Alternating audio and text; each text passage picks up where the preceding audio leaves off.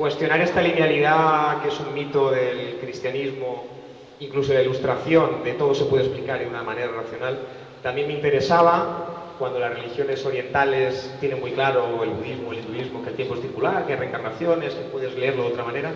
Entonces, bueno, con esta idea inicial, dejo a quien queráis, no sé, Stefan Grueso, Fanetín en Twitter, él es cineasta, Copyleft.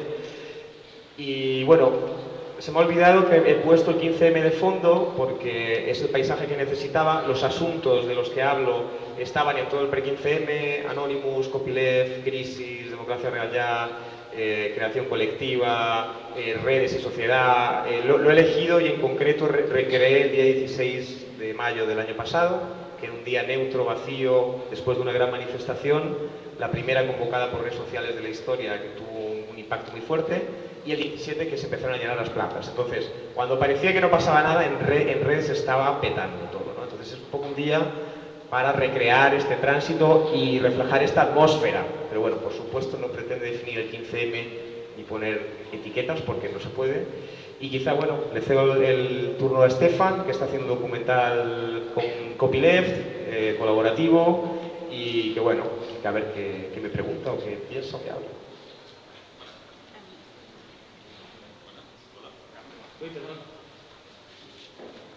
Hola.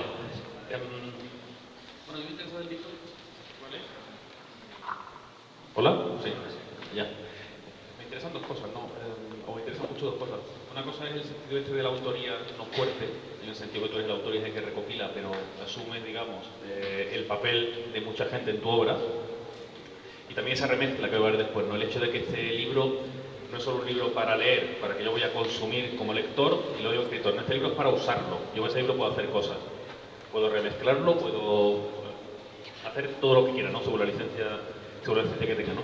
Y otro punto que me parece también importante que me gustaría que nos contaras un poco es el tema de cómo piensas tú hacer la experiencia sostenible en términos económicos, ¿no? Porque yo he visto que se va a vender a unos precios baratos, pero hablar un poco de esa experiencia en el sentido de que todo este aporta al común y todos los que trabajamos con la licencia libre, muchas veces nosotros de verdad lo que queremos es comunicar nuestro trabajo, comunicar nuestras películas, nuestros libros, pero tenemos una responsabilidad y es hacer sostenible el proyecto, ¿no? Yo en mi proyecto actual tengo ese problema, el problema de que tengo que poder permitirme hacerlo, y entonces pues estamos viendo, y estamos todos un poco así viendo cómo generar esos ingresos, que no tienen que ser muchos tampoco, no se trata de un sueldo completo, pero sí ese mínimo para que sea sostenible, ¿no? Y también me gustaría entonces que nos contaras un poco ese aspecto. Bueno, pues sí, llevo unos días diciendo que no es un libro, que es un virus troyano, que lo que quiero es que se hable de ciertas cosas, que hay otros modelos de negocio, de distribución, que hay otros modelos de venta a precios bajos, con licencias abiertas, que la circulación de una obra es positivo, no solo porque enriquece la cultura del mundo y el acceso a la cultura, sino a nivel de negocio. Hemos empezado regalando el libro en Twitter, con un tweet, la gente lo tuitea, es que ya no, como vivo ahora en Sao Paulo, no sé si es portuñol o lo que sea. Entonces, bueno, lo hemos regalado a golpe de tweet, que hay mucha gente que se lo ha descargado gratis, que pensamos que si circula es positivo. Luego hemos elegido una estrategia de venderlo en formatos digitales muy baratos, 1,99 euros, con copia liberada y obra derivada permitidas. Entonces pensamos que mucha gente, el EPUB enriquecido, que es un formato digital para leerlo, para quien no un poco no tenga tablet, se lee muy bien en lectores de ebook y se lee con vídeos, con música. Y bueno, pensamos que esta estrategia de venderlo barato nos va a beneficiar. Luego se vende en papel con print on demand, que es decir, tú pides el libro y te lo envían. Es decir, ya no es... Cambia el paradigma, de ya nos vamos a producir 5.000 libros, esta es una oferta y vamos a intentar generar una demanda. No, es un libro por demanda. Oye, si solo hay 2.000 lectores, ¿para qué imprimir 5.000? Hay librerías ya que están interesadas y lo van a vender, también son precios no demasiado caros. Y entonces lo que pretendemos demostrar es que se puede ganar un poquito de dinero. Evidentemente sabemos que no nos vamos a hacer ricos con esta historia y no nos interesa tampoco. Entonces pretender demostrar que hay una editorial que ha apostado por el proyecto, que va a ganar un poco de dinero, relevancia, reputación, que en internet a medio plazo se resume como ingresos, conferencias, lo que sea. Creo que la editorial va a ganar algo, yo también, los lectores van a ganar mucho a un precio muy accesible y es verdad que estamos en ese dilema de, oye, queremos demostrar que esto puede ser, que no tiene sentido, por ejemplo, que se venda un libro en papel a 18 euros y que en un formato digital, cuando no hay librería, no hay gasolina, no hay furgoneta que la lleva, no hay dependiente que la venda, lo vendan a 17,5. Es que no tiene ningún sentido. Entonces, y todos los casos que hay de libros vendidos a menos de 3 euros, en lengua inglesa, desde luego en Estados Unidos hay gente que sí que vende 100.000 libros. Oye, lo vendo a €1 y vendo 100.000, ¿no? Vamos a ver, es uno de los intentos, y uno de mis grandes intentos es decir, bueno, vamos a abrir un camino en el mundo editorial, vendiéndolo, pero licenciando la obra, permitiendo remezclas, en fin, es un experimento que espero que funcione, pero bueno, es uno de los grandes ejes de este proyecto, ¿no? Me surge una pregunta antes de hacer un par de reflexiones, ¿no? Y es, cuando se produzcan todas esas remezclas, cuando los lectores de tu libro empiecen a construir su libro, o sus libros, o lo que sea, ¿qué salida le vais a dar a eso? ¿Eso lo habéis pensado o no? ¿O eso va a estar circulando en la red libremente? Yo creo que sí, y esto no lo teníamos pensado, pero se me ha ocurrido en el autobús viendo para acá, que voy a permitir que hagan pasta con ello, o sea, que vendan los libros, o sea, que si hacen dinero de ellos, mejor todavía, ¿no? Que circule, ya tenemos en Booking todas las remezclas, o sea, que cualquier persona lo puede colgar y lo puede circular, por supuesto, está liberado, pero se me ha ocurrido en el autobús, no, joder, quiero que esta gente gane dinero, pues que ganan dinero, no, pues ya está. A mí una de las cosas que más me gusta del concepto del libro, y está muy bien explicado en esa, no sé cómo llamarla, nota de prensa o no sé lo que era aquello, ¿no? Pero es lo del tiempo como trampa, ¿no?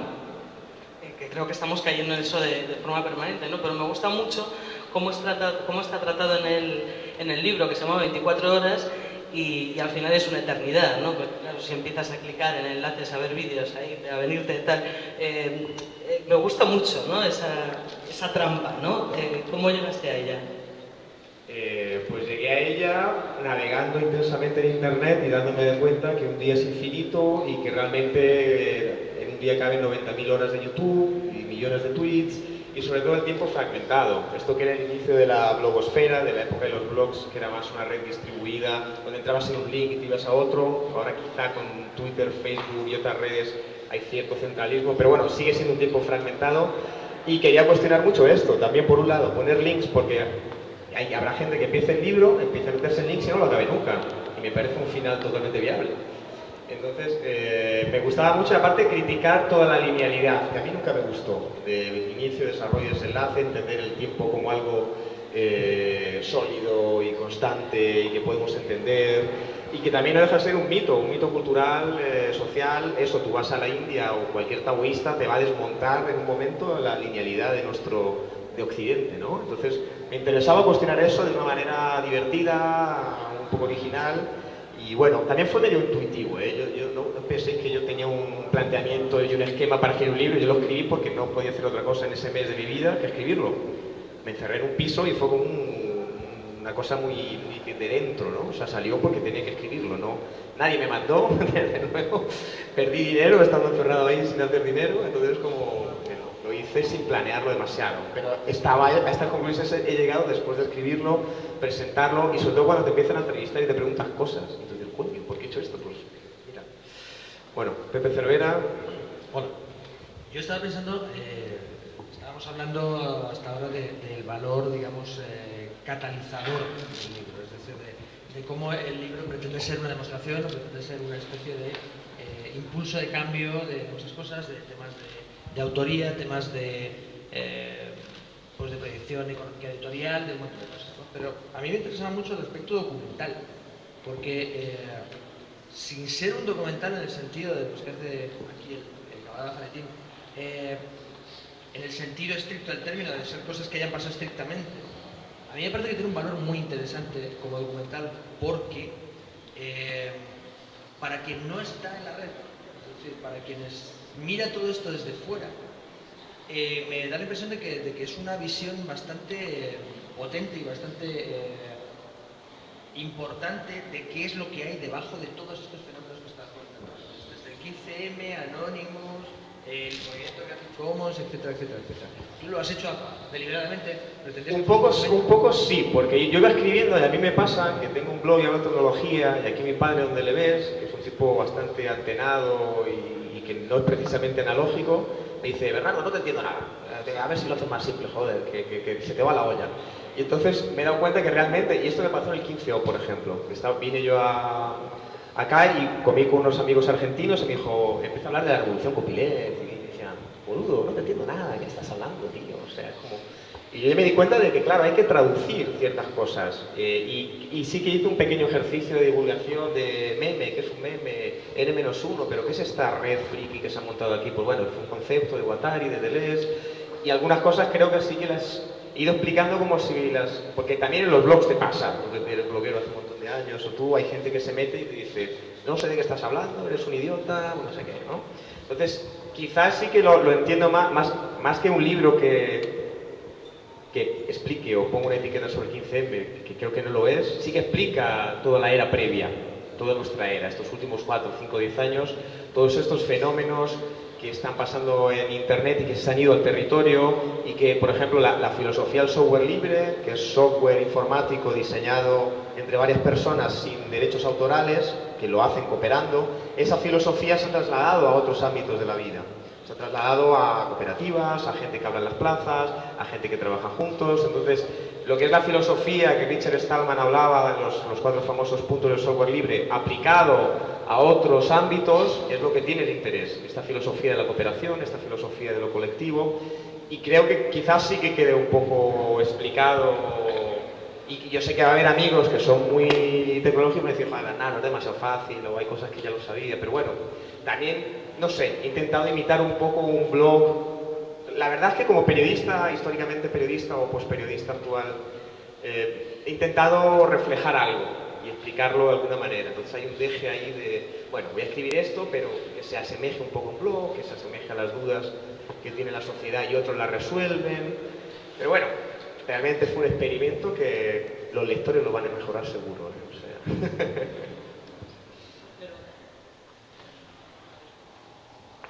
Pero hablabais de lo analógico, lo digital, ¿no? Al final, quienes lo van a mejorar,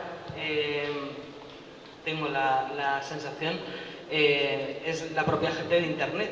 No estoy muy segura de que la gente que va andando por la avenida de Badajoz, por poner un ejemplo, a que le preguntas efectivamente por el copyleft o por Creative Commons y le suena chino, o incluso por la prima de riesgo, ¿no?, sean capaces de construir de forma colectiva un relato como este, ¿no?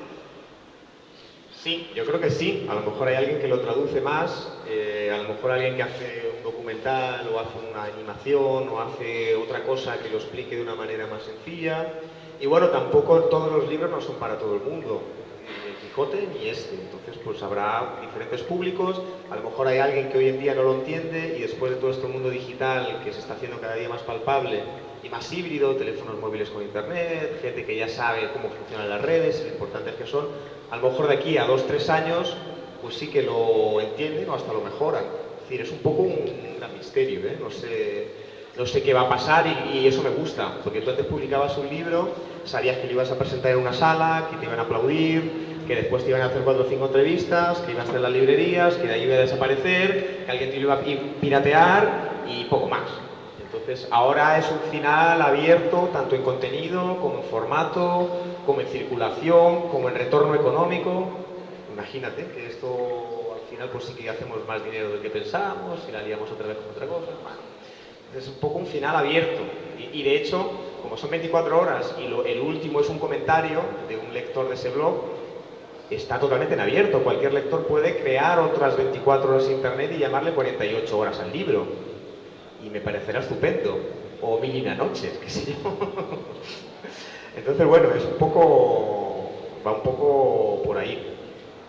Y bueno, mi gran misterio es cómo lo va a recibir la SGAE o Fedro en concreto y esta gente, estos radicales talibanes del copyright, Ramoncín y CIA, esta gente que ya ni les venden en el Tom Manta y siguen hablando de su obra, ¿no? Entonces, no sé qué pensáis de ellos, si van a entender algo o si se lo van a tomar a mal o si van a subirse al carro y van a ser Ramoncín se va a convertir en un DJ. Yo creo que lo van a ignorar, que es lo que hacen, ¿no?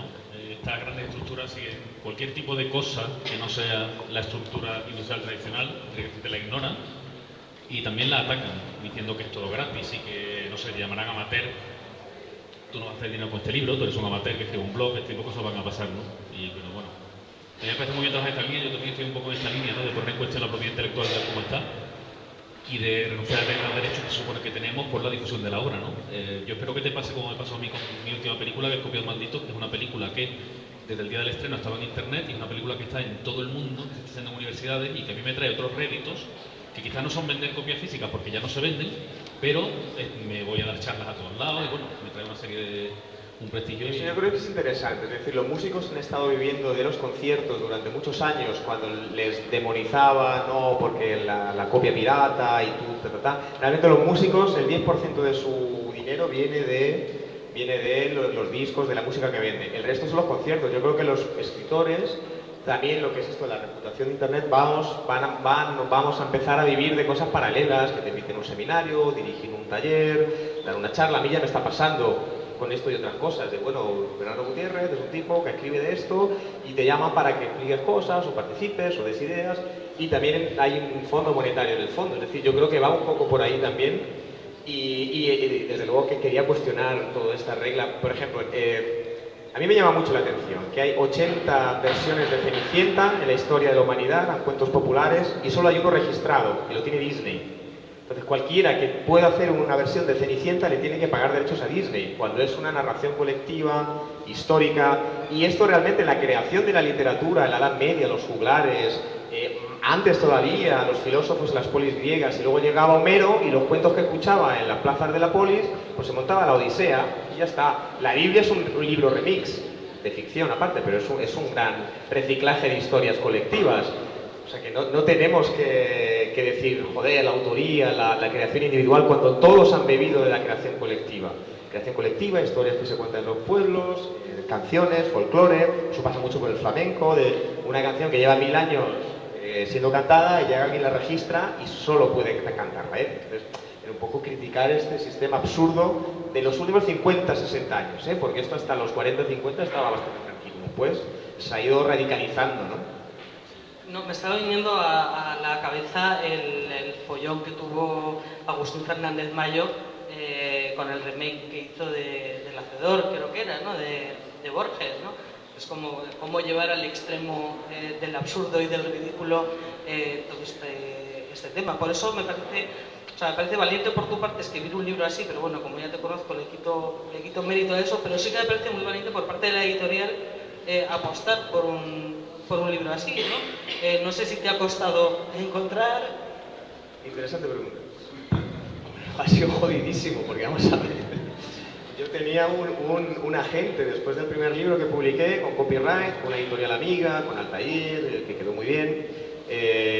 Yo escribí esta locura que no tiene nada que ver y empecé. A mí después del primer libro me llegó un agente, que es un intermediario del viejo mundo. Estos tipos que tienen amiguetes y negocian por ti cosas con sus amiguetes y se llevan dinero de sus amiguetes y tú te quedas sin él. Entonces, este tipo, yo firmé un contrato con él. Cuando le enseñé este libro, Bernardo, pero esto copyright, porque yo no, creo que no has entendido nada, porque si yo pongo un copyright en este libro, un derecho de autor registrado, cerrado, nadie va a poder remezclarlo, no va a poder circular, o sea, no tiene sentido este libro. Y luego sí, es que aparte el formato, joder, es que es un formato digital y no sé qué. Y bueno, tanteé a 4 o 5 editoriales y curiosamente tengo algunos amigos escritores y editores, lo leyeron 7 o 8 personas y a todo el mundo le gustó. Hostia, Bernardo, qué divertido, qué original, joder, me encanta. O sea, era como, joder, por un lado les gusta, pero por otro no se atreven a publicarlo. Entonces, DPR Barcelona realmente tiene mucho mérito, os recomiendo a la editorial, ellos hacen libros híbridos, hacen libros para ser leídos en teléfonos móviles, hacen libros con música, con vídeos, entendieron a la primera, aquí le envío un abrazo a Ethel Barahona y César Reyes, los editores realmente han tenido coraje, nos hemos entendido muy bien y aparte es como un entusiasmo colectivo de que me llaman, les llamo, oye, que se me ocurre una cosa, la sala de remezclas, esto fue hace como 2 o 3 meses, vamos a hacer una sala de remezclas, hostia, Bernardo, qué grande, sí, por supuesto, nos encanta. Ellos me dicen algo, oye, Bernardo, hemos pensado meter unos vídeos aquí, joder, estos DJs que citas de música, le metemos una banda sonora así, y hostia, qué grandes. Entonces ha sido como, ha ido creciendo el proyecto y aparte ya me han amenazado, como diciendo, Bernardo, que no te piensas que 24H se acaba ahora que lo lancemos. Esto la vamos a liar, se va a remezclar, haremos otras cosas. O sea, ha sido una sintonía muy buena, realmente. Y ellos tienen un trabajo Aparte es una editorial que trabaja con lo que es arquitectura, participación, software libre aplicado al territorio, son gente realmente muy interesante. Y este es el primer libro que se han atrevido, digamos, de ficción, entre comillas. Suelen publicar ensayos de filosofía digital, publicaron Wikiplaza, el colectivo Arquitectura. Digamos que no encajaba el producto como contenido, pero como todo el resto encajaba, de ideas, licencia, idea de remezclarlo, rápidamente dijeron que sí, que les parecía genial y bueno, pues realmente ha sido difícil, ha sido durillo ahí negociar un poco con el mundo editorial. Entre otras cosas, porque el mundo editorial sigue subido en su burro de 10% para el autor, 90% para la editorial, por la distribución, por no sé qué. Y ya cuando deja de ser el libro físico, que ahí se justifica en parte, joder, hay gasolina, tengo que pagar al motorista, la distribución es muy cara, la librería. Pero claro, cuando es un libro digital, ya no tiene ningún sentido, ¿no? Es decir, no tiene sentido eso de 15 papel, 14 y tal. Y nos han bajado de la nube. Mucha gente me ha dicho, no, es que sigue negociando un 10. Hay algún autor que lo vende a un 20, 30. Y quizá esto sea un debate interesante. No sé qué. Bueno, solo que quería que Pepe hablase de esto, que está bastante antenado en el mundo de ebooks y la industria. Solo una cosa, lo de Agustín Fernández Mayo es vergonzoso. Es decir, este escritor, que aparte es un crack, es un tipo fantástico, muy innovador, muy vanguardista, hizo una versión de El Hacedor, un cuento de Borges, pero lo adaptó en nuestros días y con una banda sonora diferente, Señor Chinarro, y claro, es lamentable que Borges, siendo uno de los escritores que más ha remezclado, que ha cogido el Quijote y ha hecho una versión en un cuento cortita, que fue uno de los grandes de la literatura link o remake, que llegue su viuda o quien sea que tenga los derechos y diga, no, tienes que retirar esta obra del mercado. Nadie le ha explicado a esta señora que hacer un remake, una copia, es un acto de amor, un acto de admiración. Tú estás admirando mucho a un autor y estamos un poco en la época esta del copylove, ¿no? Copyleft, una muestra de amor y entonces, bueno, no lo he entendido. Y bueno, esto de los ebooks, quizá Pepe puede hablar un poco más. Hay gente que edita para que nadie pueda hacer una copia, con un sistema antipiratería, que me parece bastante cavernoso, ¿no? Todo este mundo de los libros digitales. Yo he tenido en alguna ocasión la experiencia de intentar convencer a alguien de que sacase una cuestión, sacase una versión copyleft de un libro y fue imposible. Finalmente no salió ni siquiera el libro. Bueno, desde luego lo de la versión copyleft me llevaba directamente, es que lo que estamos comentando todo el rato, estoy dándole vueltas todo el tiempo a la misma idea, que es que estamos literalmente en un salto. Estamos en un momento específico del tiempo en el que se produce un cambio radical. Entonces, lo que sucede es que los que están a un lado de ese salto, las estructuras anteriores a ese salto, sencillamente son incapaces de comprender lo que viene. O sea, son incapaces de comprender lo que viene, son incapaces de adaptarse porque no lo ven. Es como si fuese invisible. Es un poco lo mismo que ocurre con el 15M. Es decir, que el 15M, para mucha gente de las estructuras tradicionales, para los políticos, para los periodistas convencionales, es literalmente invisible, porque es que no lo saben ver. Es decir, es de un color que ellos no ven, es como si fueran daltónicos. Es un salto de categoría tan estricto, tan importante, que literalmente es impensable que se lo puedan imaginar. O sea, miran lo mismo que miramos nosotros, pero no ven nada. No ven nada porque es verdad, o sea, miren a la plaza, nosotros estamos viendo los inicios de una revolución y hay gente que sencillamente ve un grupo de gente que están tomando cervezas y que huelen mal, ¿no? O sea, es una especie de disonancia cognitiva, yo creo que tiene que ver con eso, con la imposibilidad de aprender determinados cambios, digamos, estructurales. Es decir, desde el mundo del copyright, tú no puedes comprender el copyright. Es decir, si tú te has criado y has hecho tu cabeza, has construido tu mundo con los sistemas de fabricación y de creación y de industria cultural que están basados en el copyright, el copyleft para ti es una aberración. Es decir, es literalmente inconcebible. No puedes encajarlo en tu esquema, porque no hay hueco en tu esquema para algo así. Es algo que es radicalmente distinto. Es como cuando yo de joven era científico, pues hay un concepto científico que me recuerda a esto, que es el concepto de transición de fase. Es cuando tú tienes dos fases de la materia, tienes una materia en una fase que es estable en el tiempo, se produce un cambio de las condiciones, por ejemplo de la temperatura, y de repente, y sin previo aviso, esa estructura que era estable en el tiempo, de repente cambia de reglas. Entonces pasa a otra fase distinta, que es una estructura diferente que está basada en otras reglas distintas. Entonces los átomos que están, digamos, en el cubito de hielo antes de derretirse, son incapaces de imaginarse el agua. Porque para ellos el agua no existe, el agua no puede existir. Porque el universo es el hielo, es las moléculas de agua colocadas en una red tridimensional. Entonces, cuando se produce ese cambio de fase, lo que se produce es decimos, necesitamos cambiar el chip, es que necesitamos nuevas herramientas de pensar. El copyleft es una nueva herramienta de pensar. El software open source es una nueva herramienta de pensar. Las nuevas estructuras políticas, las asambleas de estas que tanta risa se hace, ¿no? Cuando se habla de ellas, sobre todo en multimedios, con los aplausos y las cosas estas, son literalmente nuevas herramientas de hacer política. Y entonces las herramientas antiguas no las conocen, no las saben ver, porque son invisibles. Yo totalmente de acuerdo, aparte llevo bastante tiempo pensando en este cambio de era, de edad, mi teoría es que la edad contemporánea es pasado, se ha acabado, que estamos en otra edad, digital o postcontemporánea o lo que sea. Hay muchos de los grandes pensadores de nuestros tiempos que lo piensan, Joachim Benkler, de la riqueza de las redes, él dice que entre una innovación tecnológica, ya sea la imprenta de Gutenberg o la radio, pasan 25 años hasta que cambie una era. Es decir, nace la radio, 25 años después existen los mass media, los medios de masas, y cambia todo. Nace la imprenta de Gutenberg, hay 25 años donde la gente del pasado está nerviosa como, hombre, ¿cómo hacer todo de imprenta si mejor escribir los libros a mano?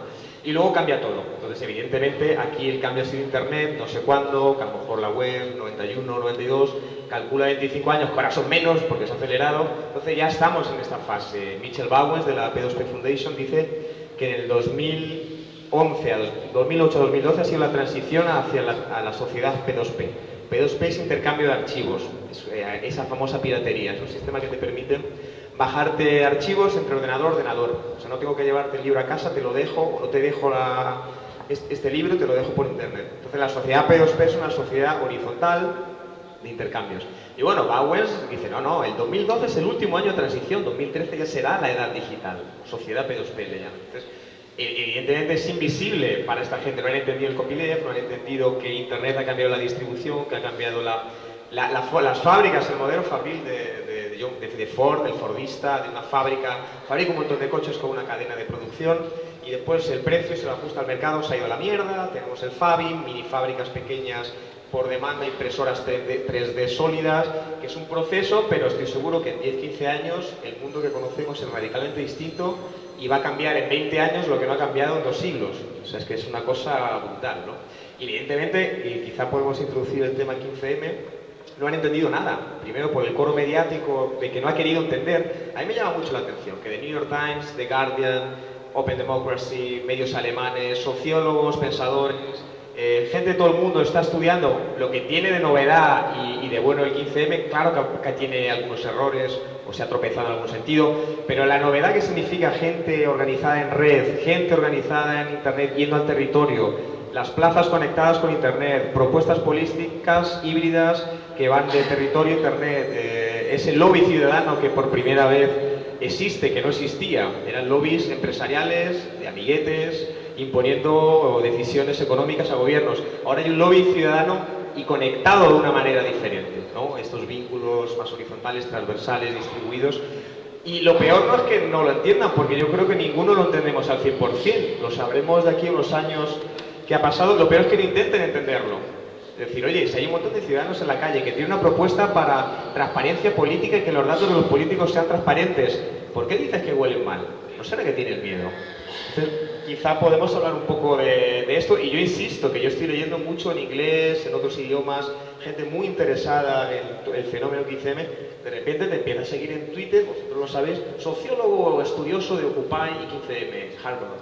Entonces, gente que está en todo el mundo como súper atento a lo que está pasando, y gente en el resto del mundo cogiendo prototipos digitales y políticos que se están generando, como el Propongo de Toma la Plaza, que era una web donde cualquier ciudadano decía, pues yo quiero que en la plaza ponga una farola, o yo quiero que en esta plaza no se gasten tanto en una fuente y que se construyan sillas para los niños o lo que sea. Eso lo ha cogido un gobierno de Río Grande do Sul, en Porto Alegre, ha creado un gabinete digital donde todos los ciudadanos proponen cualquier cosa, se vota como en un agregador como Meneame y las 10 más votadas se negocian entre un grupo de expertos, el paradigma del experto y de inteligencia colectiva, la gente, y se aplican. Y Tarso, el gobernador, ha dicho, no, yo me inspiré en el 15M, yo fui allí a conocerlo, conocí Toma la Plaza.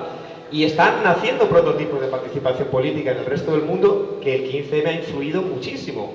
Entonces me causa un poco de pavor cómo estos tertulianos, palabra casposa donde las haya, ¿verdad?, están ahí todavía hablando de un mundo inexistente, de un pasado, y ahí agarrados a su sistema político y a su sistema de participación, y insultando, ¿no?, con una falta de educación y de respeto. Tú vas a Inglaterra y te llega un inglés ultra de derechas y te trata con un respeto y discute, y llega un ateo y discute con un obispo anglicano y no pasa nada, ¿no? Entonces es como, no sé qué está pasando. Quería un poco poner este tema de 15M, cómo se ha entendido, política y tal, a ver qué os parece. A ver, Estefan, que está bastante metido. Sí, de hecho, ha sido una semana muy compleja esta. No, a mí me ha llamado la atención que tú has comentado que tanto la Primavera Árabe como el 15M aceleraron el proceso de creación, ¿no? Y también has dicho que te retiraste a un sitio a escribir con tranquilidad. Entonces a mí el 15M me ha traído de todo menos tranquilidad. O sea, me ha mezclado la vida, el activismo, la profesión, el tiempo libre, y son muchas emociones, ¿no? De hecho es un estado de excitación. Me gustaría que tú me contaras desde el proceso, desde el punto de vista del autor, cómo has conseguido tú, Aguilar, que yo a ti te he conocido en el ámbito del 15M y hemos hablado de esto, y sé pues, que también te ha afectado de cierta forma, pero ¿cómo has conseguido la tranquilidad? Bueno, el primer momento porque yo estaba en Brasil, entonces yo tenía más facilidad de desconectar emotivamente de esta historia durante un mes, y realmente estaba muy metido, estaba como que no conseguía hacer otra cosa, ¿no? Y luego he venido varias veces y me fui implicando en grupos, ya estaba en algunos, lo confieso, antes del 15M, bastante en redes, en todo el pre-15M yo estuve ahí, y aparte intentando crear virus, o sea, yo fui parte activa de intentar crear algo, y luego me sobrepasó y decir, hostia, y claro, ahí ya me transformó la vida también. Y fui conociendo a gente muy interesante, y lo conseguí. Supongo que si hubiese estado aquí en julio en Madrid me habría liado, no habría conseguido escribir una línea, y no estaríamos aquí ahora mismo.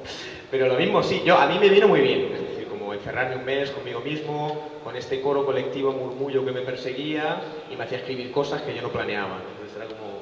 a mí me fue fundamental, porque si no creo que no habría conseguido. Con el otro libro me pasó exactamente lo mismo. Me tuve que ir a casa de un primo a Tenerife, me ocupé y llego, y estuve ahí un mes escribiendo como germánicamente 8 horitas al día, porque si no creo que es muy difícil, es bastante complicado, ¿no?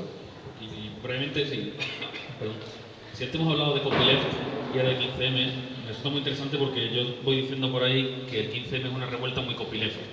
En el sentido que tanto el 15M como los movimientos Occupy, como Egipto, como todo el mundo, no solo hemos hecho cosas, sino que todo lo que hacemos lo publicamos y lo compartimos y lo liberamos, ¿no? Y lo mezclamos y obtenemos mejores resultados, ¿no? Esa circulación de la información, ¿no?, que es otra de las verdaderas revoluciones que ha habido. También desde el punto de vista, por ejemplo, de los medios, ¿no? Los medios nos han tratado como nos han tratado, pero nos da un poco igual porque nos hemos hecho independientes, ¿no? Aprovechando las tecnologías de la información y la comunicación, el internet móvil, mi telefonito, el stream, el Twitter, hemos conseguido nosotros hacer nuestro propio relato, ¿no? Y no sé, me resulta interesante la remezcla, ¿no?, que tú propones de tu libro, el permitir que otra gente lo mejore, ¿no? Que es un concepto muy subversivo, ¿no?, que para el genio creativo individual, que es la figura esta del autor español. ¿Tú qué te sugieres? Yo también soy muy de eso, o sea, la película que hice también tiene una licencia que permite el remontaje, y yo no hacía otra cosa cuando recibía las críticas, que fueron muchas críticas de un sector muy localizado de entidades de gestión y tal. Yo siempre les decía lo mismo: que no te gusta la peli, grábate y ponte en medio, lo puedes hacer, te grabas tú, dices tu cosa interesante, te pones en medio, lo subes a internet, ¿no? Pero en el fondo no sé, ¿cómo vives tú la posibilidad esa de que alguien lo haga mejor que tú, o haga un discurso más interesante, o acierte, no sé? Estoy deseando aplaudir, joder. No, vamos a ver, primero, con lo de copyleft, la revolución, sé que aquí hay gente que a lo mejor no está tan metida en nuestro mundo, pero el copyleft es una licencia que te permite copiar una obra sin ningún tipo de... no te persiguen, no está multado, entonces es libre circulación de la obra, ¿no? Tú subes algo, circula, entonces digamos que no hay derecho que restringe la circulación de la obra. Entonces, evidentemente yo estoy totalmente de acuerdo con la ciudad copyleft, las plazas copyleft. la revolución copyleft de, por un lado, de imitación de plazas que imitan a plazas, técnicas, metodologías, contenidos que se crean colectivamente y llega otro tipo de otra plaza y hace lo mismo y lo remezcla y lo mejora, y una reivindicación de un pueblo de Galicia que de repente alguien en la campana sol dice, hostia, pues nosotros también. O sea, esta innovación social, este conocimiento colectivo, inteligencia colectiva, que se exporta con total libertad, que nadie registra, oye, voy a crear un agregador que toma la plaza para propuestas políticas, nadie se le ocurre registrar esto, es más, tiene software libre y cualquiera puede replicarlo, entonces para mí totalmente es una revolución copyleft. Y me interesa, yo estoy hablando bastante de cómo los hábitos digitales se están yendo al territorio, es decir, cómo la cibercultura y cómo algunos de los hábitos que tenemos en las redes sociales de compartir, esto me gusta, esto circula, todos estos hábitos de inteligencia colectiva, de votaciones, cómo está empezando a funcionar en otros ámbitos, ¿no? En la ciudad y el espacio urbano me parece que es uno de los espacios que más me interesa. Estamos hablando en los últimos tiempos de ciudades de código abierto, ciudades de software libre, ciudad copyleft, cómo se puede aplicar estos hábitos de la programación, de la circulación de ideas en Internet, esta libertad que sentimos. Es decir, hoy hablábamos en el debate que hemos estado de la disonancia cognitiva, claro, es que hay un chaval de 20 años que está en casa, que comparte información, que le manda una música a su colega, que sube a Dropbox un recopilatorio y se lo regala a 8 amigos, que está en Twitter, habla con todo el mundo, replica a cualquier persona, está en igualdad de condiciones con diputado y tiene 10 veces más seguidores que él.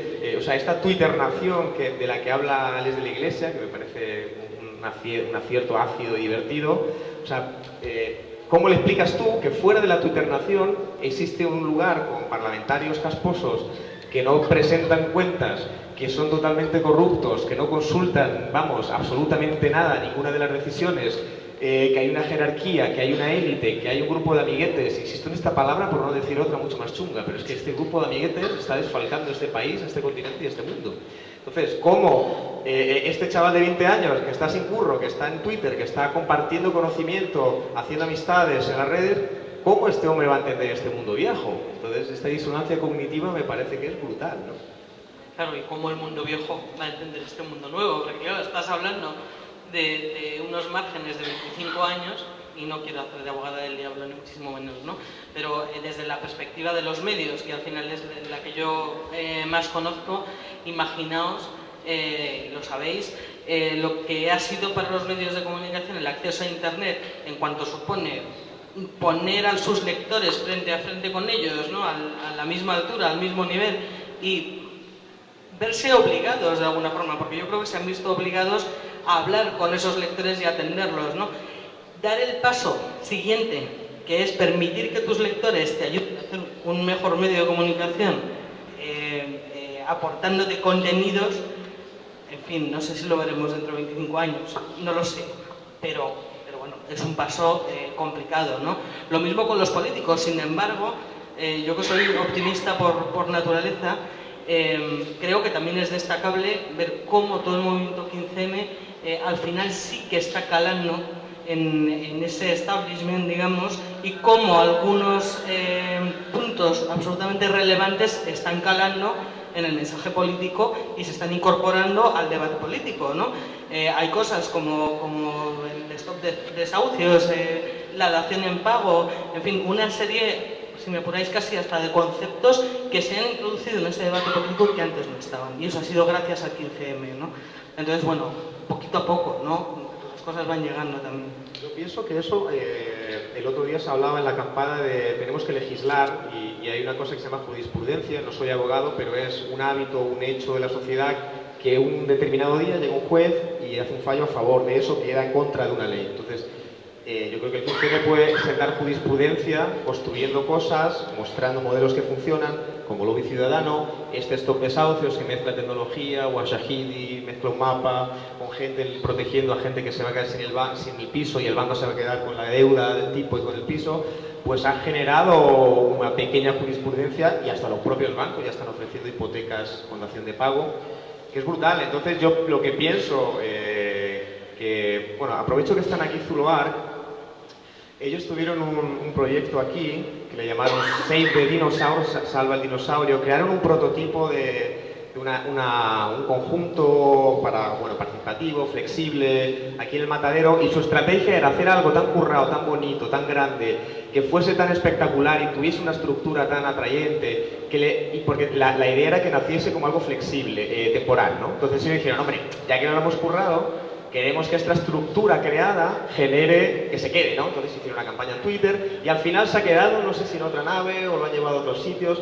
Yo creo que un poco la estrategia del 15M va un poco por ahí, es decir, generar una estructura de participación política ciudadana en plazas y en redes, generar mecanismos de participación, visualizaciones de datos, herramientas para que haya transparencia política y que funcionen tan bien que el gobierno las tenga que hackear, es decir, me apropio de ellas, ¿no? Es decir, ok, me funciona tan bien que realmente me habéis hecho el trabajo. Hay un fenómeno interesante, en el Matadero están varios colectivos y ciudadanos han hecho el modelo de carriles bici de Madrid colectivamente en red, ya que nuestro querido ayuntamiento, pues bueno, ha tenido otras cosas que hacer, ¿no? Un montón de barrios fantasmas, etcétera. Pues bueno, no ha hecho carriles bici y pues bueno, esta gente que son expertos, son ciclistas, son tecnológicos, han creado un plan de ciclovías. Entonces, creo que es lo que está pasando también, de pequeños espacios solares o proyectos que la sociedad está resolviendo, porque el gobierno no tiene dinero, no es que tengan actitud de participación ciudadana, pero como no tienen un duro,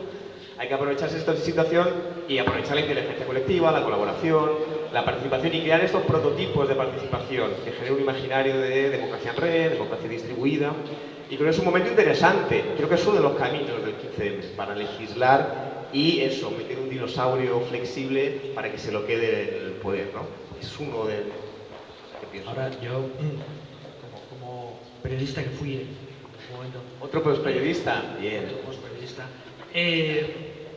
yo diría que desde el punto de vista analítico, estrictamente mirándolo desde fuera, como se contempla un fenómeno ajeno, si no genera resistencia en las estructuras anteriores es que no lo estás haciendo bien. Es decir, si es absorbible dentro del paradigma anterior, es que no es un paradigma revolucionario, realmente. Yo creo que la resistencia que está generando es solo un prólogo a la resistencia que va a venir. Porque realmente creo que es incomprensible, realmente creo que es, en el sentido matemático, inconmensurable. Es decir, no puedes llegar y hacer un ayuntamiento, digamos, de la democracia, de la transición, convertirlo en post-internet. Es que no puedes, es que tienes que desmontarlo y volver a montarlo. Es que no hay ningún mecanismo que te permita tender un puente, porque literalmente no hay equivalentes entre el antes y el después. Eso es lo que me refería cuando hablaba de la transición de fases. Y eso va a generar resistencia. Es decir, la resistencia que genera, por ejemplo, en ciertos medios de comunicación, hay muchas cosas que la explican, ¿no? ¿Sabes? De intereses particulares y ganas, gente que está haciendo cola para aspirar a cargo, y intereses particulares de empresas que están a punto de hundirse y están manoteando desesperadamente para conseguir que les echen una mano, hasta, yo creo que en algunos ámbitos hay, digamos, auténtica repugnancia intelectual. Repugnancia intelectual en el sentido de, yo no acabo de comprender esto que viene, pero me da un mal rollo. Me da un mal rollo que te cagas. Porque es que es completamente distinto a lo que yo soy, he sido y quiero ser de mayor. Entonces, ahí hay una especie de rechazo visceral que yo creo que va a ir a más. Porque es que va a llegar un momento en el cual, efectivamente, las editoriales van a tener que enfrentarse a cambiar o morir. Y hay un libro absolutamente maravilloso que se titula Los Bárbaros, en el cual te habla exactamente de esto, ¿no? Te cuenta que las civilizaciones, cuando están bajo el ataque de los bárbaros, colocan murallas, construyen murallas, pero no las construyen para detener a los bárbaros, las construyen para definirse a sí mismos, para decir, hasta aquí somos nosotros, y desde aquí para adelante es otra cosa. O sea, es más un problema no de defensa, sino simplemente de definición, porque el problema es que a partir de ahí sencillamente no comprende lo que está pasando al otro lado. Entonces no hay manera de tender un puente Yo creo que muchas de esas editoriales preferirán morir a cambiar. Y eso va a generar una resistencia que va a crecer exponencialmente según aumente la potencia del nuevo paradigma. me da la impresión. Creo que estamos hablando de editoriales, pero podemos meter en el mismo paquete a la industria discográfica, a los estudios de arquitectura clásicos y la arquitectura estrella del arquitecto de lujo, podemos meter en el mismo paquete a las fábricas del modelo anterior que construyen coches por un tubo, que construyen cosas que no necesitamos. A todos los intermediarios. Todos los Puede haber intermediarios comerciales entre el que produce y el que consume, pero también hay intermediarios entre el que vota y el que ejecuta. Todo lo que sean intermediarios va a necesitar sufrir un ajuste absolutamente radical en su planteamiento, porque ya no son necesarios. Pueden ser útiles, pero tienen que generar esa utilidad. Y para ello tienen que cambiar la mentalidad de una forma que sencillamente no les cabe. Sí, a mí eso desde luego, hay una palabra que se está usando mucho ahora que es no soy intermediario, soy mediador. O bueno, esto es un poquito, soy mediador, estoy aquí en medio, pero soy buen rollo. Y bueno, hasta los mediadores están un poquito complicados. Y efectivamente, desde el escritor que se puede... Yo, por ejemplo, podía haber optado por autopublicarme en Kindle.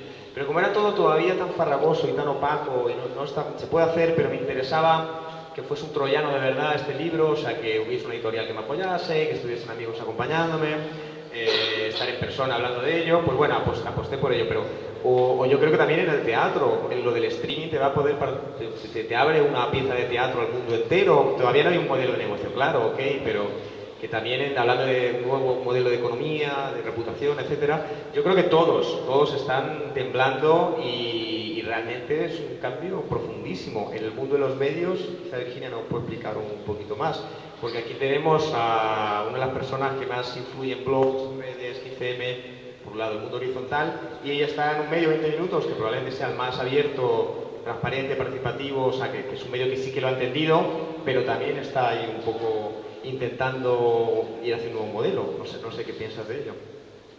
Sí, bueno, nosotros, por ejemplo, publicamos nuestros contenidos con licencia Creative Commons, es decir, que cualquiera los puede compartir, reproducir y hacer lo que quiera con ellos. A nosotros no nos supone ningún problema, pero hay gente de fuera a la que sí que se lo supone, ¿no? Que es a los medios de la competencia, ¿no? Que es algo que no pueden entender, ¿no? No lo sé, yo lo que veo un poco en nuestro día a día es ese convencionalismo, digamos, ¿no? Aunque trabajes con gente joven, aunque estés rodeado de gente que incluso algunos llaman nativos digitales, ¿no? Sí que cuesta mucho esfuerzo el ver eso, ¿no? Cómo el lector o cómo el usuario te puede ayudar a construir un mejor medio de comunicación, ¿no? Bueno, nosotros lo intentamos hacer, pero creo que en eso el resto de medios están un poco a años luz, ¿no? O sea, no lo han entendido todavía para nada, ¿no? Utilizan las redes sociales como un medio más de difusión de sus contenidos, ¿no? Pero no intentan aprovechar esa creación colectiva que al final suponen las redes, ¿no? O ese flujo de percepciones que al final es el que te enriquece la realidad que tú vas a tener que contar, que a mí me parece fundamental, ¿no? ¿Es un momento crítico? Pues obviamente, o sea, no sé cuántos sobreviviremos en los medios de comunicación a este momento, ¿no? Pero el que lo haga, desde luego, va a tener que estar inmerso de lleno en esta nueva dinámica, en este diálogo permanente y, sobre todo, creo que el papel de los medios cambia radicalmente. Pasan de ser los emisores a ser casi más receptores que emisores y reconstructores de lo que reciben. No sé si me explico, ¿no? Sí, bueno, hay un caso que ya tiene unos años, un diario de Corea, Omnix, si no recuerdo mal, que está hecho por los lectores. Hay 5 o 8 editores que se dedican a verificar esto es mentira, esto es verdad. Entonces, ellos hasta pagan a los lectores. Bueno, 20 minutos también es un medio bastante social. The Guardian, por ejemplo, pasa una cosa muy divertida. Los parlamentos los diputados británicos, hubo aquel caso de corrupción. ¿Eso cómo salió a la luz? Una pregunta que hizo una señora. Entonces, se vieron obligados a pasar todos los gastos que se habían gastado los diputados de Inglaterra, lo pasaron en formato PDF, que es bastante obtuso y complicado de leer. Entonces The Guardian dijo, ¿qué hago? O pongo a toda la redacción toda la noche a investigar, o creo una plataforma para que los lectores me ayuden. ¿Y qué pasó? Pues que los lectores descubrieron los casos de corrupción, supercasos de corrupción de ese país, que era que habían pagado una niñera, igual que aquí, ¿no? Entonces, Eso es un caso paradigmático, y lo que hablabas de que muchos medios replican solo en las redes sociales el contenido, total. Yo ahora, por ejemplo, que estoy hablando y negociando proyectos con algunos en América Latina, pero bueno, aquí también. En América Latina hay agencias de marketing que toman, o sea, contrata un medio a una agencia de marketing para que replique su contenido en las redes. O sea, se puede hacer peor. Es increíble. O sea, es una cosa como, yo no has entendido nada. O sea, replicar, y eso viene un poco de tratar la información como un producto, no como un servicio, no haber entendido el 2.0 famoso, que es un coñazo hablar de ello, pero es que tiene ya 6-7 años, y hay un texto maravilloso para leérselo de, bueno, el paso de los productos a los servicios, ¿no? Es como no puedes considerar las cosas un proceso. Ya estamos en la época de las cosas son un proceso, ni siquiera es un servicio, ¿no? Un diario, una silla, un micrófono o esto es un proceso que va hacia otro lugar. Entonces, considerar como un producto encima de marketing, quizá podemos ir un poco por ahí. Aquí está Olmo, gurú del cómo es marketing, que está yéndose hacia otro lugar, ¿no? Es decir, está yendo hacia otro lugar, y lo comercial realmente no es ya el eje de este nuevo mundo. Esto Benkler lo dice, la cooperación, porque hay gente que colabora entre sí para hacer un aplicativo, una web, o para construir sillas en un parque público. Hay otras motivaciones que nos mueven. Yo aquí no estoy por dinero ahora mismo hablando. Entonces, hay otras motivaciones que me llevan a escribir 24H. Y entonces, claro, lo comercial, entender todo como un mercado, no tiene ningún sentido. Y no sé, preguntad lo que queráis. Mi idea es que circule el micrófono y que preguntéis, y que no sea yo directamente el que responda. A lo mejor el mundo también se anima. ¿Qué diferencia hay entre mediar e intermediar? Hostia, en intermediar darse al lugar de responder. Hombre, quizá el intermediario tiene un interés propio, ajeno a los intereses de los diferentes elementos. El mediador está ahí un poco como un catalizador o una interfaz, por hablar del lenguaje. Pero bueno, tampoco hay tanta diferencia, depende de cómo lo mires. A mí me parece que hay una diferencia fundamental, aparte de la terminológica, que tiene que ver con esto que estaba yo comentando antes. Un intermediario es alguien que es forzado. Es decir, tú antes, hace 10 años, para publicar un libro, tenías que pasar por una editorial. No había alternativa. O tenías una editorial o no había editorial. Y si eras un cantante, pues o tenías discográfica o no había disco. Con lo cual podía ser estupendo, pero si no había discográfica, no había disco. Por tanto, no te podías hacer famoso, no podías cantar, no podías... Era un intermediario forzoso. ¿Cuál es la diferencia? Pues que ahora la intermediación no necesariamente es forzosa. Es decir, tú puedes llegar y puedes promocionarte a ti mismo haciendo una grabación en YouTube y convertirte en una estrella antes de tener el disco grabado. Con lo cual, ¿qué es lo que pasa? El intermediario todavía es útil. El intermediario todavía tiene cosas que aportar. El intermediario te puede dar un alcance que tú no puedes alcanzar solo. Sin lugar a dudas. El intermediario te puede conseguir pues que efectivamente tus discos estén en la FNAC o estén en el Corte Inglés, y tú solo no lo puedes conseguir. Ahora bien, si tú llegas al intermediario con 1 millón de vídeos vistos en YouTube, las condiciones de esa relación son completamente diferentes. Porque ya no es un intermediario forzoso, es un intermediario con el que tú puedes negociar de tú a tú. Y esa es la gran diferencia. Al final, el periodismo lo que nos enseñan a buscar siempre es dónde está el control, dónde está el poder. Y aquí lo que hay es en realidad una masiva migración de poder. No desaparecen los intermediarios, no tienen por qué desaparecer. Un buen editor puede hacer un trabajo fantástico que mejora el trabajo del escritor. El problema es que durante mucho tiempo no han necesitado hacer un gran trabajo, porque tú tenías que pasar por ellos sí o sí. Con lo cual, ¿quién tenía el poder? Ellos. Y por tanto, la relación estaba completamente desequilibrada y viciada. Eso es un intermediario convencional, clásico. Un intermediario, una relación en la cual el poder real lo tiene el intermediario. ¿Qué es lo que pasa ahora? Que hay una redistribución de poder y ahora el poder se reparte. Y el intermediario, si quiere seguir intermediando, si quiere seguir teniendo su espacio, tiene que trabajar, tiene que ganarse ese espacio. Tiene que decir, a ver, yo aporto este valor determinado, yo te voy a abrir el mercado estadounidense, yo te voy a abrir la posibilidad de colocar tu disco en todas las grandes superficies, yo tengo que negociar contigo y aportarte algo de valor real, porque si no, tú que tienes poder propio, te vas con otro. Y esa es la gran diferencia, aparte de la diferencia terminológica, es una diferencia de poder y de respeto y de relación de poder dentro de la cadena, digamos, de valor. Yo pienso que hay intermediarios muy válidos, van a sobrevivir algunos, los que se adapten hacia este papel mediador, y me ha gustado lo que ha dicho Pepe de un poco de voluntario, el que le va a complacer con amor, y sobre todo creo que el intermediario que se implique en el proceso, es decir, ya no es un mero intermediario que transmite, porque a lo mejor no hace falta, pero sí que te ayude, que te dé un consejo, que se implique en el proceso de creación, distribución, y lo sé porque, por ejemplo, de PR Barcelona, otros proyectos que tengo entre manos, aquí viendo a Rodolfo me viene a la cabeza, pues son intermediarios que realmente están en el proceso, están acompañando, están con pasión, haciendo algo que les gusta, y eso, joder, en el fondo se nota, y han sabido adaptarse o están en proceso de adaptarse. Oye, antiguamente funcionaba con tal porcentaje, yo pasaba un librito para allá y ya está, y ahora no es así. Entonces, yo creo que a lo mejor sobreviven estos.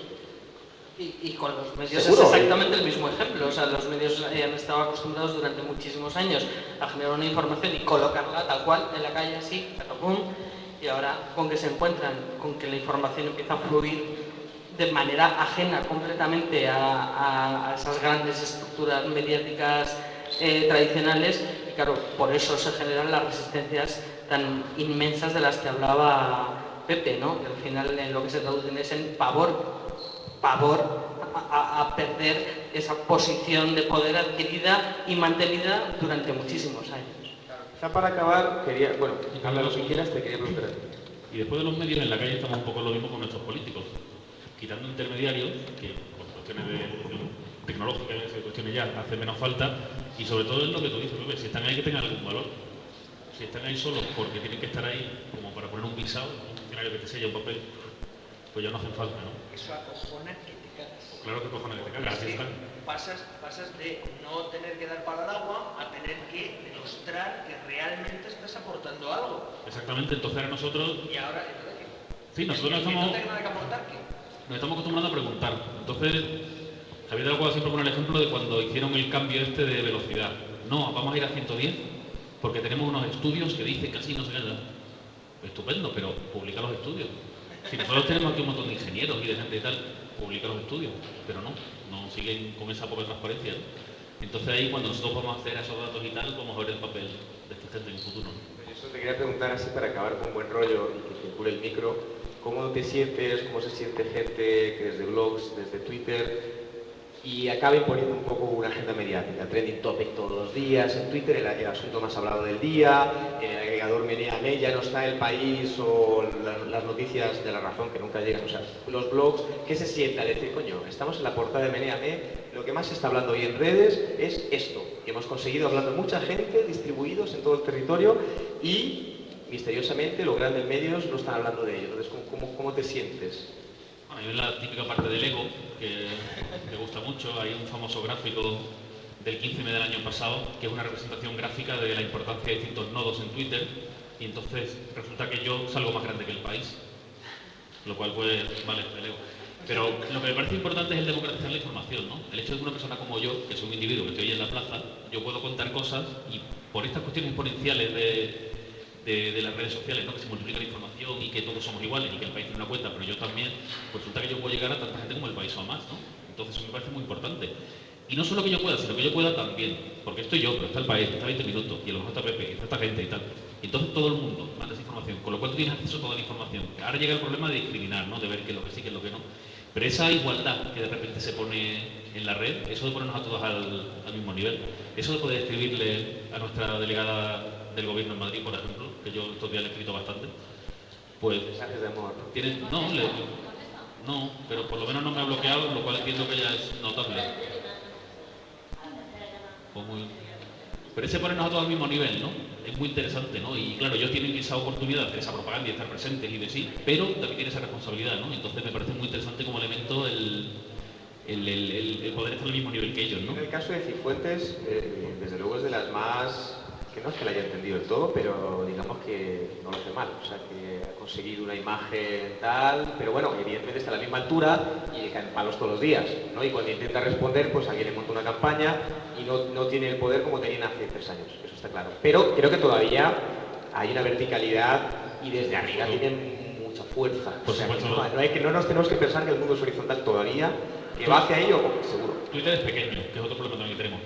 Todos tenemos Twitter, todo tal, pero Twitter es pequeño, es una pequeña parte de la población y siempre la misma. Una gente joven, no sé qué, todos los periodistas. No hay ningún periodista que no tenga Twitter, vale, todos los políticos. Pero bueno, y volviendo a lo de eso de setting an agenda, ¿no? De tener nosotros la posibilidad de decir que es importante.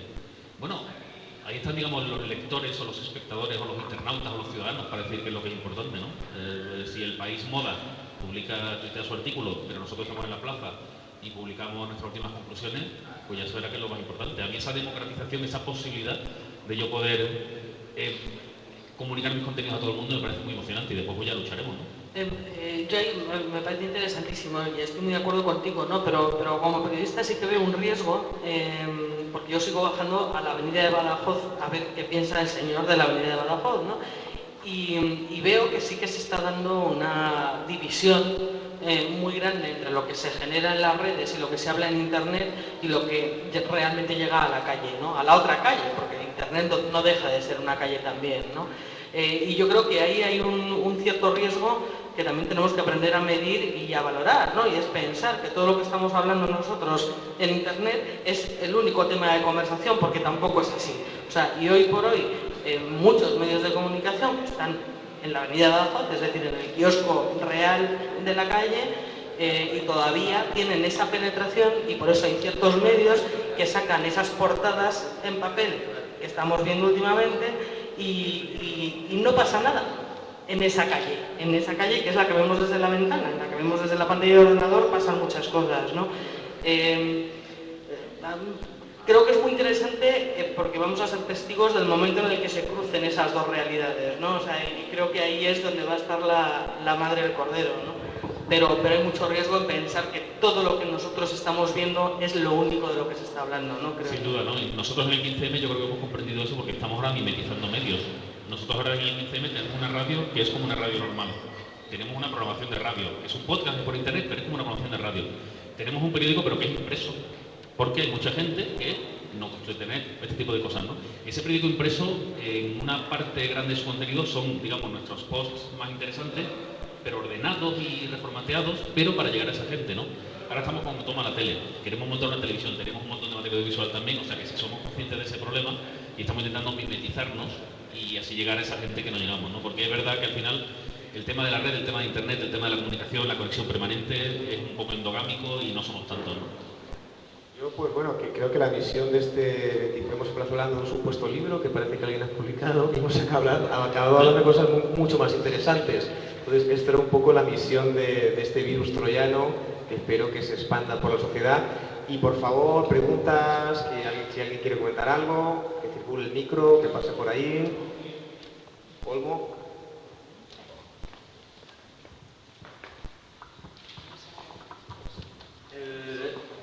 Yo tuve la oportunidad de leerme el libro y después de leerme el libro te hice la pregunta de si el libro tenía estructura o no tenía estructura.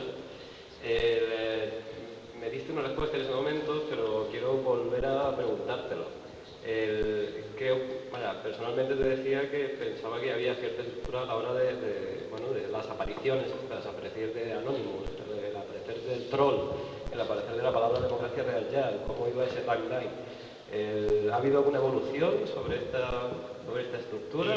Yo creo que llego a la conclusión que como estaba escribiendo un blog, intenté imitar el lenguaje y como un poco el ritmo de los blogs, pero también como iba a ser muy largo, de hecho son 160 páginas, en papel sale eso, claro, realmente es un blog utópico, no existen estos blogs con 500 comentarios tan bien articulados, es un poco una ficción de formato que me he inventado, pero también fui consciente un poco, también a lo mejor por deformación profesional, de que todo tuviese interés hasta la última línea, ¿no? Que en periodismo yo lo he hecho bastante, la pirámide invertida de las 5 Ws en el primer párrafo, ¿quién cojones te va a leer el segundo? Y siempre me guardaba una perlita para el final.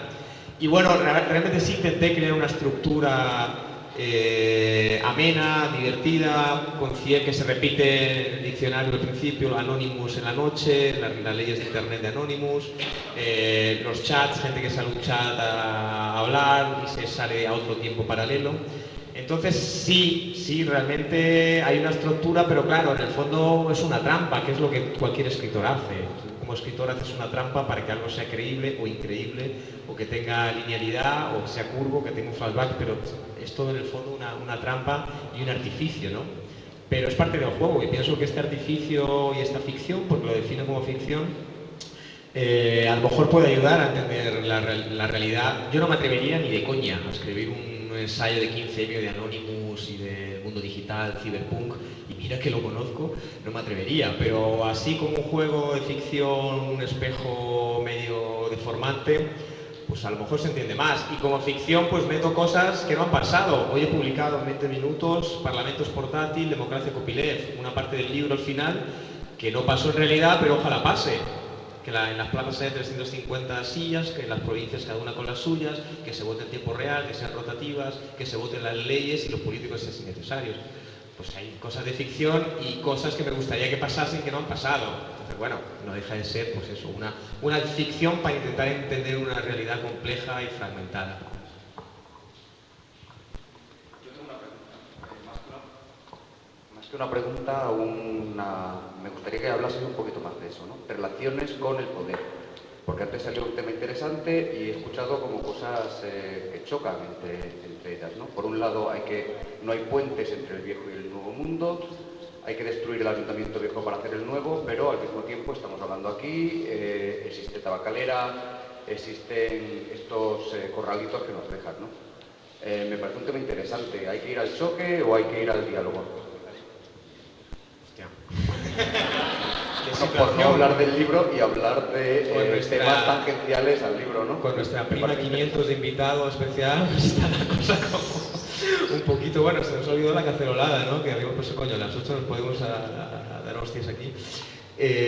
Hombre, yo pienso que tiene que ser una confrontación dura, amable, pacífica, como ha estado haciendo, pero que si es contundente y un poco más contundente, a mí no me importaría. Es decir, no estoy diciendo que alguien vaya a quemar bancos y que suba. A mí me parece mejor invadir un banco, leer una poesía, como hicieron en Drill, un manifiesto, hacer un viral y que salga en YouTube, que quemar un banco.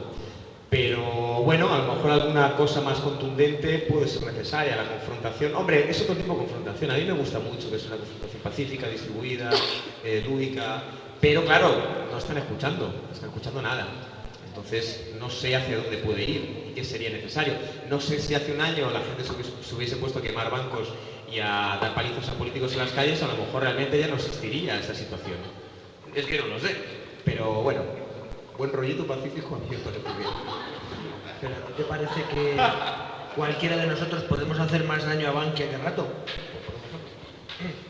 Si es que lo único que tienes que hacer es sentarte y esperar a que pase el cadáver de tu enemigo. Es que esta confrontación es violenta, pero solo por un lado.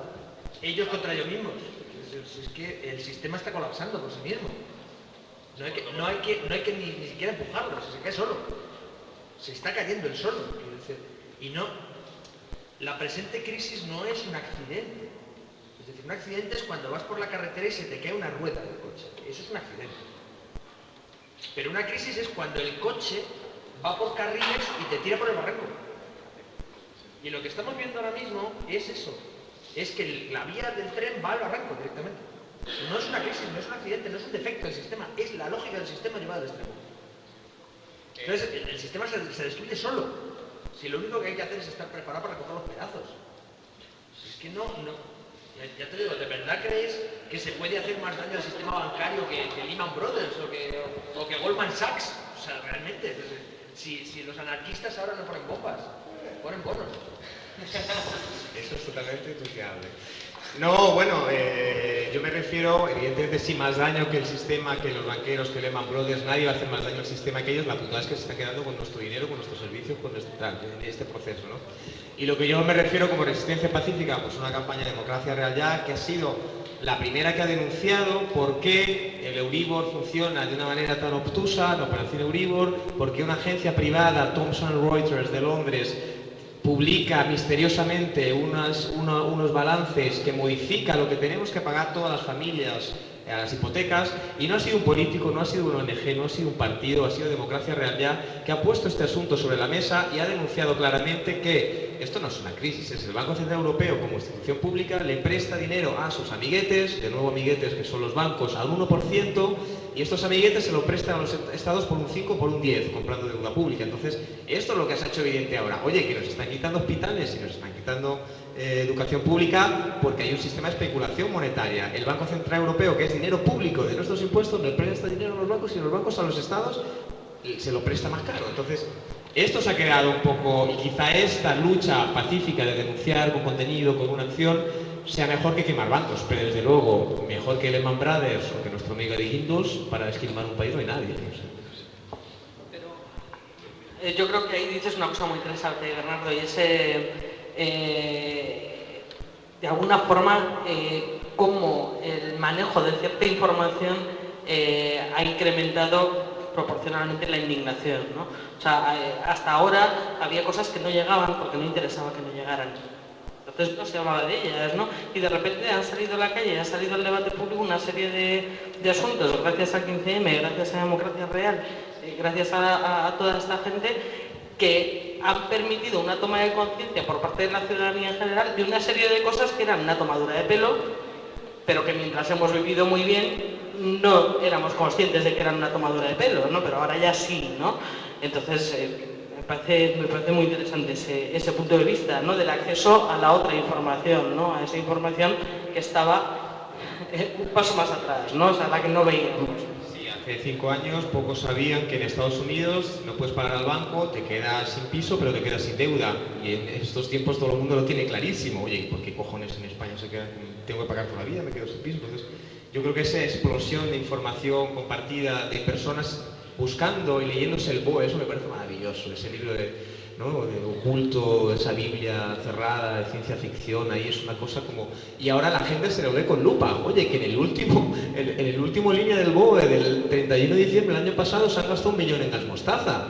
Pero no tienen dinero para hospitales y se han gastado 1 millón de euros en gas mostaza para gasear a la gente. ¿Dónde? O sea, entonces, pues hace poco, el día que bajaban los recursos de la sanidad, había en el BOE una letra pequeña que permitía a los médicos, en lugar de recetar medicinas genéricas más baratas, recetar marcas. Oye, aquel médico le va a recetar las medicinas de sus amiguetes. O sea, entonces, esa información generalizada creo que es un poco la bomba de explosión, que todo el mundo está ahora mucho mejor informado, ya no se creen, cuestionan la realidad, y eso yo creo que es un poco el gran logro de toda esta sociedad en red conectada, creando y consumiendo información al mismo tiempo, ¿no? Por último, seguir con la dinámica es que además el sistema está preparado para las amenazas que sabe reconocer. Es decir, el sistema sabe combatir a los antisistemas que son como él. No sé si me explico. Los gigantes saben combatir con gigantes. Por eso no saben combatir con esto, porque a este gigante no lo mata otro gigante, lo matan 100.000 liliputienses. Entonces, contra eso no sabe combatir. Sus armas no están preparadas para combatir con alguien que utiliza un paradigma diferente. Es que no saben cómo acabar con este problema, porque ni siquiera saben muy bien cuál es este problema, porque no lo saben ver, no son capaces de verlo. Entonces, mucho menos son capaces de sujetarlo, atacarlo o machacarlo. No saben, porque sencillamente tienen un problema de visión. Las amenazas que no ves no las puedes combatir. Aquí hay una cosa que me parece bastante que hay que destacar, y me gustaría que alguien hablase, porque sé que hay gente aquí que trabaja en el espacio público y tiene mucha preocupación por ello. Yo leí una entrevista hace poco de un acuerdo político, pero da lo mismo. Es que no es normal que la gente en Twitter haya una etiqueta, un hashtag, y de repente aparezcan 5.000 tipos en una plaza. Eso tiene que ser legal, que es un poco esto, de no entender, oye, perdona, es que ha cambiado todo, y no entiendo que haya gente ahí en la plaza, cuando habían planeado todo para que solo hubiese marcas o para que solo hubiese gente de flujos yendo hacia alguna tienda a consumir, de repente la gente ha dicho, coño, es que no quiero comprar, entre otras cosas porque no tengo dinero, me voy a sentar en la plaza, voy a hablar con la gente, a buscar soluciones. Pues como no lo entienden, están luchando de una manera bastante absurda. Yo lo digo que están traicionando los pilares de Occidente, desde las polis griegas a los foros, hasta los burgos medievales, como la plaza como el lugar de encuentro. Yo me he leído la ordenanza de Carlos V de 1523, donde la ordenanza que construyó todas las ciudades de América Latina, y donde la plaza es el lugar de encuentro, de convivencia. Bueno, es Carlos V el emperador perro flauta, o sea, es acojonante como están yendo en contra de su propia raíz occidental, ¿no? Entonces, como hasta Ortega y Gasset en la Rebelión de las Masas tiene un parrafito, fíjate que se leyó el libro como, bueno, esto es conservador, pues no, pues tenía 4 o 5 párrafos hablando de las plazas. Entonces, claro, no lo entienden este espacio de flujos, gente relacionándose y gente sentándose en la plaza como se hacía hace 50 años, joder, bueno, 40, o hace mucho menos, o abuelitas que tenían su silla.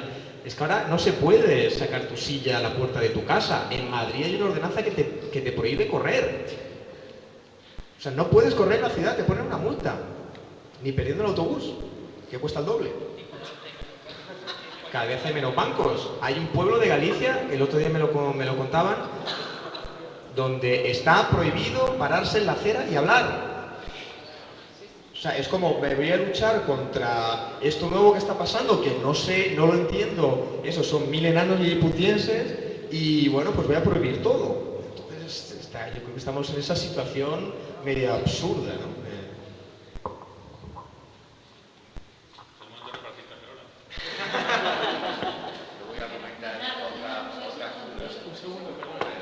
Ya hay nuestro libro. Oye, pues, así.